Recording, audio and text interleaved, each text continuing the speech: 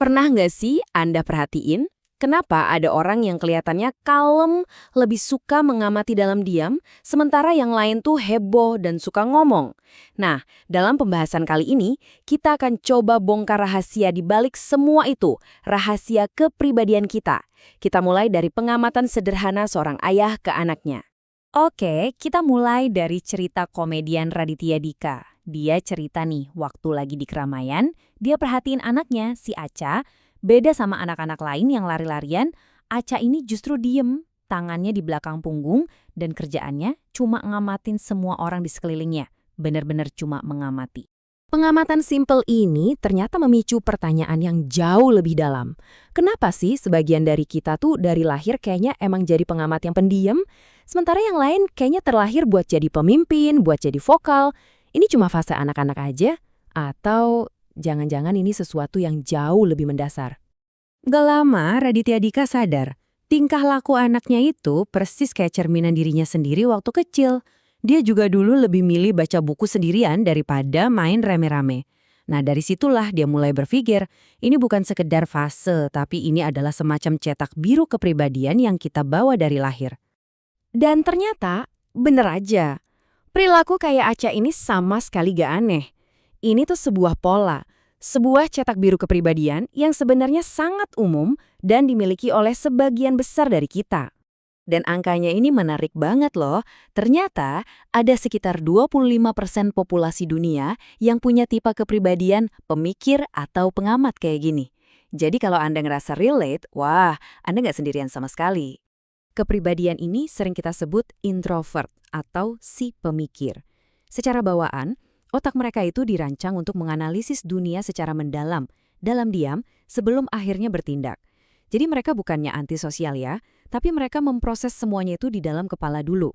Nah, perbedaan ini uniknya justru sering bikin kepribadian yang berlawanan jadi saling tarik-menarik, kayak Raditya dan istrinya. Satunya jadi pemimpin yang spontan, satunya lagi jadi penyeimbang yang detail dan tenang. Jadi dinamikanya seimbang banget. Jadi, buat para orang tua, poin paling penting kalau punya anak pemikir itu bukan buat mengubah mereka jadi ekstrovert. Justru sebaliknya, kita harus merawat kekuatan alami mereka. Misalnya, perhatian mereka yang luar biasa ke detail dan kemampuan mereka buat merencanakan sesuatu dengan matang. Oke, selain cetak biru kepribadian tadi, ada satu lapisan lagi nih yang ngebentuk kita, yaitu perbedaan biologis.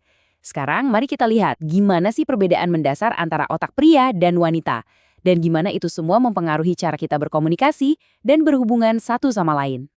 Jadi, pusat dari perbedaan ini ada di satu bagian otak yang kecil tapi penting banget, namanya hipotalamus.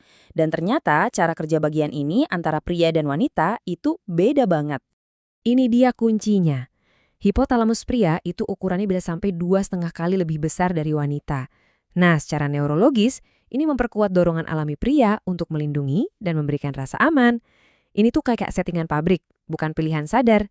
Fakta biologis inilah yang sering jadi akar dari kesalahpahaman klasik dalam komunikasi. Jadi, seringkali ini bukan karena nggak peduli loh, tapi karena cara otak memproses informasinya memang beda dari sananya.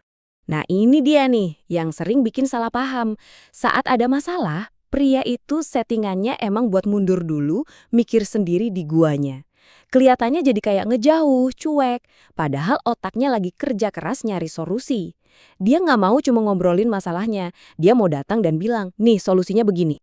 Naluri melindungi ini benar-benar dalam banget. Jadi ketika seorang pria merasa dibutuhkan untuk melindungi, hipotalamusnya yang besar itu langsung aktif. Makanya, secara nggak sadar, mereka merespons positif terhadap situasi di mana mereka bisa jadi pahlawan. Memahami dan merasa terhubung itu kan kebutuhan dasar kita semua. Tapi, apa yang terjadi kalau kebutuhan ini nggak terpenuhi? Terutama di rumah. Kekosongan yang muncul itu bisa jadi pintu masuk buat bahaya yang serius banget.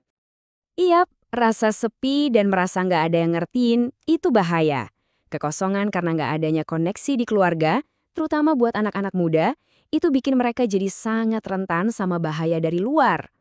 Predator di luar sana tuh tahu banget celah ini. Mereka nggak maksa, tapi mereka pakai proses yang sabar dan manipulatif. Bulan pertama diketin, bangun kepercayaan. Bulan kedua, bikin targetnya ngerasa cuma dia satu-satunya yang ngerti.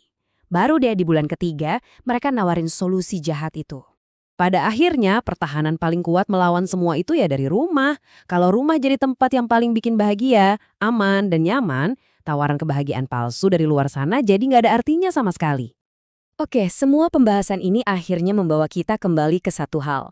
Satu pelajaran paling penting yang bisa kita ambil dari semua pemahaman soal cara kerja otak dan kepribadian kita. Sering banget kan kita jadi nyalahin pasangan atau anak kita. Padahal perilaku mereka itu ya cuma hasil dari desain bawaan mereka. Kita marah sama hardware-nya bukan sama penggunanya.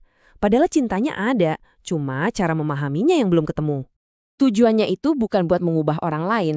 Itu perjuangan yang melelahkan dan seringnya sih sia-sia. Tujuannya adalah untuk mempelajari sistem operasi mereka, lalu belajar untuk bekerja sama dengan sistem itu, bukan malah melawannya. Coba deh kita geser fokus kita. Dari yang tadinya suka ngejudge, jadi lebih penasaran. Dengan rasa ingin tahu, kita sebenarnya punya kekuatan buat mengubah hubungan kita yang paling penting jadi jauh lebih baik. Ini bukan soal siapa yang benar atau salah lagi, tapi soal gimana caranya kita bisa nyambung dengan lebih baik.